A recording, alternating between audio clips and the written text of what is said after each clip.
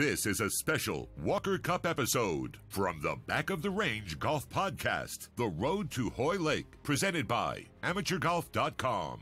And now your host, Ben Adelberg. Welcome to the Back of the Range. I am your host, Ben Adelberg. This is episode 94.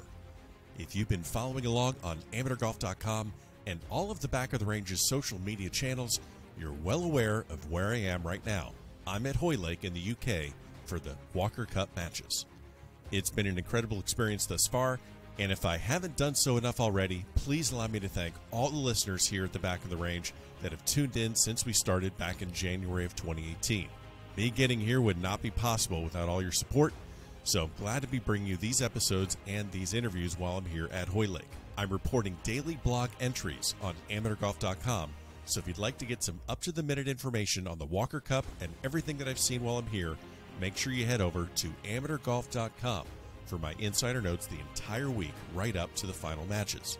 So if you enjoyed and listened to all of the episodes within our Road to Hoylake series, you might have noticed that two names were missing, John Augenstein and Andy Ogletree.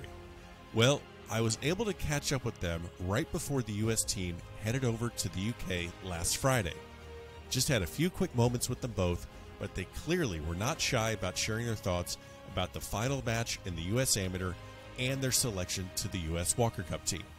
We'll do a little bit of housekeeping as always. Make sure, again, you're following on Facebook, Twitter, and Instagram. All the information is available at thebackoftherange.com. Make sure you're subscribed to Apple Podcast and Spotify. Let's get into this episode really quick. John, welcome to the Back of the Range. Glad to be on. Absolutely. Well, you know, I've spoken to a lot of the guys that are on the team. I've spoken to them in their, whether they're at their house or they're on campus or they're preparing for tournaments. We are cutting it close. Where are you right now? I'm in the Newark airport in New Jersey. Just kind of hanging out and watching Netflix and just waiting until we get on the plane. So you guys are heading over early for a couple of days, just kind of get your clock straight and kind of get yourselves acclimated to the weather and to everything. Mm-hmm.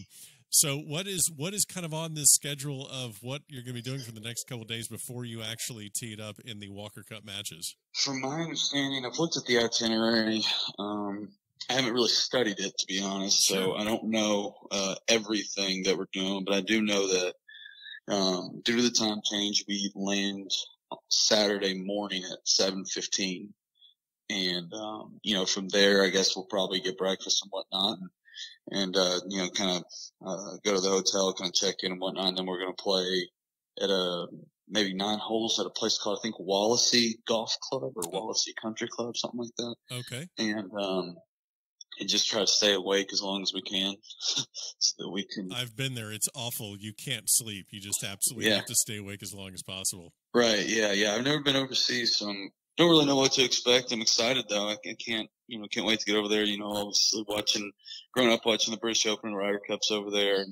And, you know, some of the European tour events, you know, the golf looks, you know, challenging, but like fun to play, and especially going to be different, definitely going to be a different kind of challenge. And yeah, I mean, I can't wait to get over there and get things going. Yeah, we're going to play Wallasey, and then we're going to play Royal Birkdale, I think, 2 or 3 times, and then head over to Royal Liverpool and start, you know, the actual Walker Cup prep. You were one of the guys that was at, I mean, obviously you were at the practice session that just wrapped up at Pinehurst with the final team, but you were one of the guys, you know, along with Stu and with Brandon and Isaiah that were at the practice sessions in South Florida. I've talked to them about it, and I've gotten different kind of takes on what it felt like and what it was. Was this kind of a relaxed, get to know everyone, kind of hit and giggle during December at some sweet tracks kind of experience, or were you going in there a little bit maybe? I mean, were you competing, or was it just getting to know everyone? Yeah, you know, I think it was kind of a confusing experience for me as well. Okay. You know, because I think we were all, you know, none of us are on a team yet, and you know, we're all trying to make a team, and but they made it very clear that, you know, how we play that week, you know, really doesn't matter. It's really just kind of an opener, you know, want to get to know people, say hello, and see how, you know, see team chemistry and who kind of gels with who, and just kind of get things, you know, everybody kind of acquainted with each other. And so it was, more than anything, it was just really fun. And, we played some awesome golf courses. I got the opportunity to play, Seminole, which, for everybody who knows anything about golf, it's a really special place and not one that you oftentimes get to say that you got to play. And sure.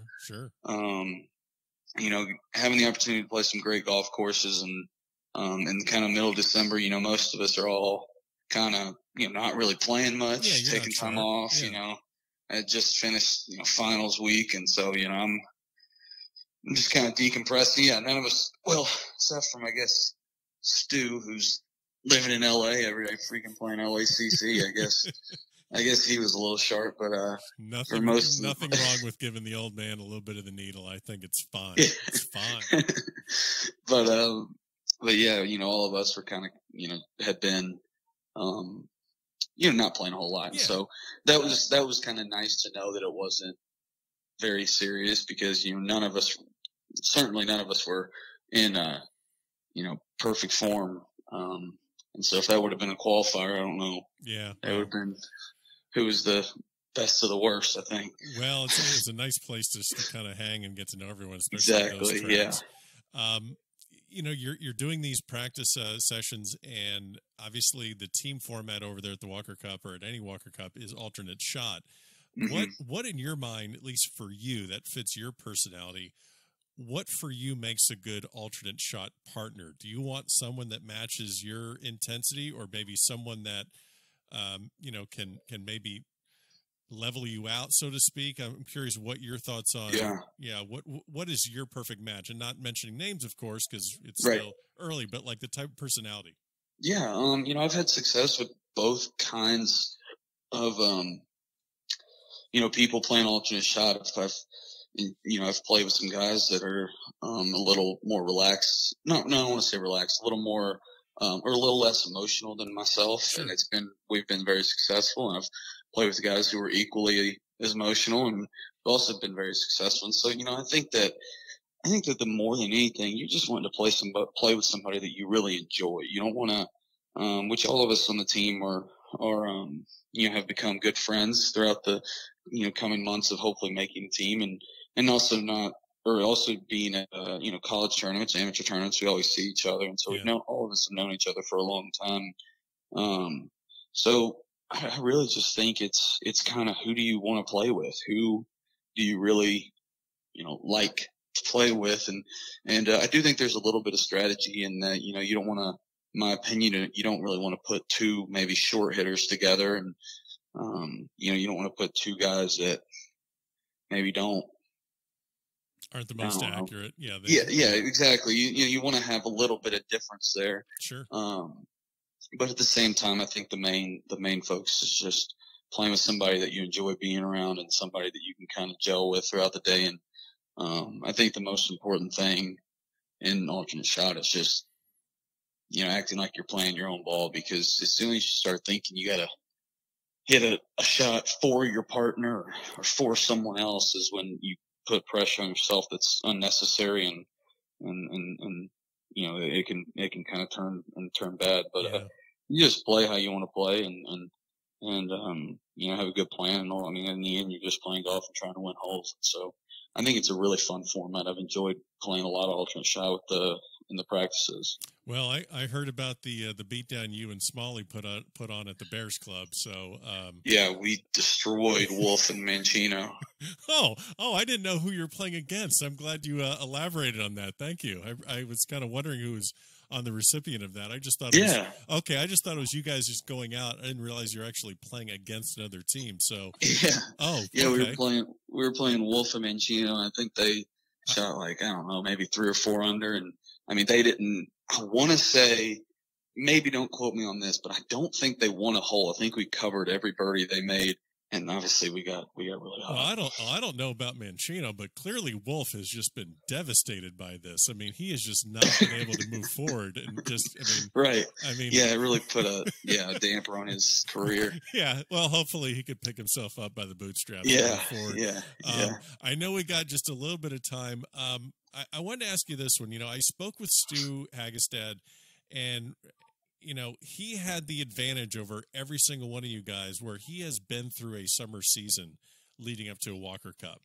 And I know you didn't do a lot of press during the summer. What was kind of your mindset of getting yourself through this summer and mentally putting yourself in a position to, you know, obviously it seems like you really took advantage of the U.S. Amateur more than anyone, perhaps, except obviously, you know, Andy. No one else really made the jump and really solidified a case for them to be on the team other than you. I'm wondering how you approached your summer, if you can just briefly explain that. You know, making the Walker Cup team was my main goal of the entire summer. And, you know, in the beginning, you know, a lot of people had kind of told me, you know, just play, don't get wrapped up in it, and it'll kind of work itself out. But I was just not playing. I wasn't playing bad. It was, you know, I was in that kind of weird stage of golf where, you know, you're really close to playing well, but you're just not scoring well yet. Yeah. And, you know, it happens all the time, but it's a good thing and a bad thing because you do know it's coming, but you don't know when it's going to come. And so, but anyway, you know, about midway through the summer, I just sat down and talked to Coach Mullen and my parents, and I just kind of said, like, I'm kind of tired of acting like the Walker Cup isn't going on. Like, the truth of the matter is I'm trying to make this team. That is the goal. So why would I, you know, neglect that and make myself feel like it's not happening and it's just going to fall into place? And that's not who I am. I've always had goals and focused on them and chased them, not just hope they let them, hope they happen or let them come to me. Like, that's you gotta earn, you know, everything that you get, and you can't just go when you're trying to make, especially a Walker Cup team, or at some point in my career, hopefully a Ryder Cup team. Like, it's just not something you can. I don't feel like it's something that just kind of falls into place. You go out, you play well, and you earn your spot. And that's kind of what I focused on towards the end of the summer, and it worked out. I couldn't agree more. You definitely approached it. It definitely paid off. And, you know, we won't even talk about that tournament in April you're going to play in Augusta. So I know you got that waiting on you. But before you hop your flight, let's finish on something a little bit fun. You're at the airport. What did you forget to bring? I know there's something you forgot. What'd you forget? What did I forget? Let's see. I remembered, I kind of feel like I might have packed a little bit too much. Like, I still fit in all my suitcase and everything, but, I don't know. I feel like I got my backpack's full, my suitcase full, my golf bag's full, and it's just a lot. Oh, it's kind of funny. The pants we're wearing today are like, there's just these polo khaki pants, and we had to get all of our stuff altered at Pinehurst. And, by Seamstress. And, all of my pants, you know, were altered correctly to, you know, how they should fit, except for the khaki pants we're wearing today. They are 4 inches above my ankle. Oh, beautiful. Man, you're hip, dude. That's awesome. I hadn't tried them on, you know, I got them. I was like, oh, they should be perfect. And then, you know, yesterday afternoon, I was like, you know what, I'm going to, you know, try those on just real quick, see if there's anything wrong. And tried everything on. You got joggers on, don't you? Khaki joggers. I have joggers that aren't joggers. I'll let you go on this real quick one. You got an 8 or 9 hour flight from Newark over to the UK. Who's the one guy in the plane? Who's the one guy in the team that you're afraid would talk your ear off for 8 hours that you just can't be sat next to? The guy who would talk my ear off, probably Stu. Okay. You're right. That's the right answer. All right. All right. I'm going to let you go, John. Safe travels over there. Looking forward to seeing you over at Hoylake, and all the best. Congrats on making the team. Thanks very much, John. Thanks for the time. Have a safe flight over to the UK. Now let's welcome in the new United States Amateur Champion, Andy Ogletree. Andy, welcome to the back of the range. How are you? Yeah, I'm doing well. Thanks for having me. Absolutely. Well, we're catching you at the very, very last minute before you leave the country. You're at the airport getting ready to leave with your team, cutting it close. I just spoke with Augenstein, so let me ask you a couple of the same questions that I asked him. Nobody packs everything and remembers every single thing before a golf trip. What did you forget to bring, or are you pretty confident that you're all handled? I'm feeling pretty good about it. Okay. Until I bring it up. My head coach, Bruce Hepler, picked me up, and I told him on the way to the airport, I said, I've never felt more confident about a pack job in my life. Oh, so you got some you got some swag going with the packing skills. I got the confidence going right now, but yeah, I'm sure I forgot something. They gave us a really good checklist though, and I made sure I had everything. So I at least have the important stuff. Absolutely. You got your sticks, you got your clothes, and of course you got the freshly minted passport from we can figure out the rest. Oh my gosh, boy. I've spoken to a lot of amateurs over the last year and a half and discussing U.S. amateurs, and I've always felt that, just from the outside looking in, that the semifinal match of a U.S. amateur has got to be the hardest. And definitely. So did you feel that match to get into the final was maybe mentally tougher than actually being in the final itself? Yeah, I didn't get much sleep before the semifinal match. There's a lot that comes with it, obviously, and it's hard not to get ahead of yourself and think about that stuff. But I've kind of talked about it with some people, and I don't really think that was why I didn't play well in the semifinal match. Once I started the round, it kind of all went away. And, Pinehurst is so difficult that you can't really think about anything but the shot because you have so much to think about. Just like a general thought process in the course is, every tee shot, you're trying to hit it to a certain part of the fairway because the green's on the left or on the right. And then if you don't hit it in that part of the fairway, you're trying to figure out what kind of lie you have in the sand dunes. And then when you're hitting into the greens, you're trying to hit it to a certain spot. It's just a lot.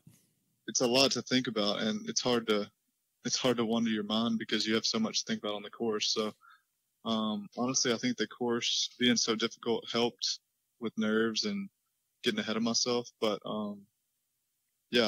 match play is one of those things. You have to play 6 matches, and, at some point you could run into someone that has a really good day and makes a lot of putts, and there's nothing you can do about it. So luckily I didn't run into one of those matches that day, and I just kind of grinded it out and got it done, and played really well in the final match. So you mentioned in a previous article that you had this great summer, but you kind of, at least from what I can tell, you're a little bit tired, a little bit burnt out on golf. I know you won the Monroe Invitational. Yeah. Please tell me about the Neshoba County Fair and how that recharges the batteries of a golfer, because I have a little bit of Midwest ties, so a good carnival and some live music and some really terrible food and a few beers never hurt anyone. So no doubt. I've never been there, so walk me through what that whole experience is like. Okay, it's so I live in a small town in Mississippi, and it's like the fairgrounds are 20 minutes from my house, so it's always been a huge family get together. We have a 3-story cabin. First of all, there's 700 fair cabins and like 600 campers outside of the fairgrounds. So yes, it's a lot of people. My cabin sleeps like 45 people. What? Which is crazy. Like everyone just has bunk beds, and it's basically like going to camp for kids, but it's adults. So they have concerts every night. They have horse races during the day every day. They bring in all these big country bands, and well, if there's a grand, they have carnival rides. Yeah, if there's a grand marshal of that thing, who it's going to be next year, right? Come on. Yeah, we're hoping for that. Okay. Oh, it's already put in place. Okay, perfect. Yeah, there's a lot of famous people that come. Archie Manning's cabin's like 4 down from mine. So. Oh, okay. Yeah, it's pretty neat. Nice. But yeah, it allows me to just kind of put the clubs down for a couple days. It's been from January until July 1st, I basically go every other week to a tournament, and I had a really busy July, and I was just so exhausted that I needed to put the clubs down for a couple days. And yeah, I went to the Neshoba County Fair, stayed the whole week this year, which is like the first time I've ever done that. I've normally played a tournament during that week. Growing up, it was always the state junior amateur always fell that week. And then now as I've gotten older, it's the Western amateur. So this year didn't do that one. And I went to Pinehurst fresh. I wasn't that sharp with my game when I got there because I haven't played in a couple weeks. But I mean, I'd played a couple fun rounds with buddies, but hadn't played a competitive round. So, kind of knocked the rust off in the practice rounds and figured some stuff out and felt really good about it from there. Yeah. Do you dare bring the Havemeyer Trophy to the Neshoba County Fair next year? Yeah, for sure. Perfect. It'll be there. Perfect. Okay, perfect. I've spoken to a lot of the guys I've spoken to, and of course you were coming in, just around the 100, 110 mark in the World Amateur Golf Rankings coming into the USAM. So, I think it's fair to say you weren't maybe at the. No, I wasn't even on the watch list. Okay. So that helps me into this next question. What were your thoughts going into the US Amateur? Did you even think to yourself, hey, if I, run this thing, I'm going to Hoylake, or did you just kind of jump into it as, hey, let's just play hard and see what happens? It was definitely play hard and see what happens. But once I got to, I guess, the quarterfinals, I think I had an interview question and said, what would it mean to win this championship? And eventually get to the Walker Cup team. And that got me kind of thinking like, if I win this thing, I get to play on the Walker Cup team. But, I didn't really think about that too much. I was more just kind of focused on winning, and the other stuff will come after that. I know that sounds crazy because the Walker Cup's such a big deal, but I really did just try to focus on winning every match and one shot at a time, one stroke at a time, one match at a time. And, I was really proud of myself for staying in at every shot. I had asked several of the guys that I've interviewed prior to you, I said, it's such a crazy thing that's going to happen to the person that eventually wins the U.S. Amateur. They're going to be on that Walker Cup team and all the majors that they get to play. And, oh, by the way, they have a tee time in April for 36 holes with Tiger Woods. A lot of the guys, that's not too bad. A lot of the guys forgot about it. They're like, "Oh, you're right." And I'm like, "How do you not think about that?" So, I'm sure it sounds to me that you knew that a little bit. Or when did it hit you? I mean, after you win, when did that dawn on you again? I mean, obviously you're like, "Oh my God, Walker Cup! Oh my God, Masters!" Like, "Oh, wait a minute." Yeah, it all just kind of hit me at once. Kind of the cart ride from 17 green to the clubhouse. It was just all kind of racing through my mind. Yeah. But you got time to think about that. That's later. That's we're gonna take it one at a time. And, This is the first one that comes with it. So I'm super excited about this week. It's such a fun group of guys and a lot of really good players. So I'm looking forward to playing links golf. I've never played links golf, so that'll be something new and try to figure it out. We have basically 6 days to figure it out. So it's going to be a really fun experience. And I just can't wait to get over there. Absolutely. You're about to hop on your flight to head over there. Actually, I was going to ask you really quickly, how much nicer was the experience at Pinehurst with the guys in that little casual practice session as opposed to the stress and strain of the U.S. Amateur? Did it even feel like the same place? No, we had no stress at all. I mean, you're like, we had a great time. I was just nauseous here last week, and now it's like, oh, this is a fantasy camp. Yeah, I didn't sleep much during the USM, and got some really nice sleep during the Walker Cup practice. So I bet. We played some alternate shot, and just trying to see who's going to play with who, and kind of get a good feel for alternate shot because it's not something we're used to playing. So. We did a lot of that and hung out a lot. And, I mean, like I said, it's a fun group of guys. And I mean, there was so many laughs and carrying on. It was awesome. Yeah. Well, I mean, obviously being able to decompress after all the stressful summer. I'll get you out of here on this one. You're about to get on about a 7 or 8 hour flight across the pond. You got 9 other guys in your team. Who is the one guy that you would be a little bit hesitant to sit next to for 8 hours in fear that they would just talk your ear off? I don't think anyone will be talking. It's throughout the night, and the USGA was nice enough to get us some good headphones, so I'll just put those on. Okay, well that's a very diplomatic way of answering that question. I expect nothing less from the United States Amateur Champion. Andy, safe travels. We'll see you in Hoylake. Congrats on all your success. Congrats on all the things coming your way. And, have fun at the Walker Cup. We'll see you there soon. Yeah, thanks, man. I appreciate it. Special thanks to Andy Ogletree, the new U.S. Amateur champ, John Augenstein. Both of them will be at the Masters next spring. Make sure you're following along on amateurgolf.com and thebackoftherange.com the entire week. We'll see you next time here at the Back of the Range.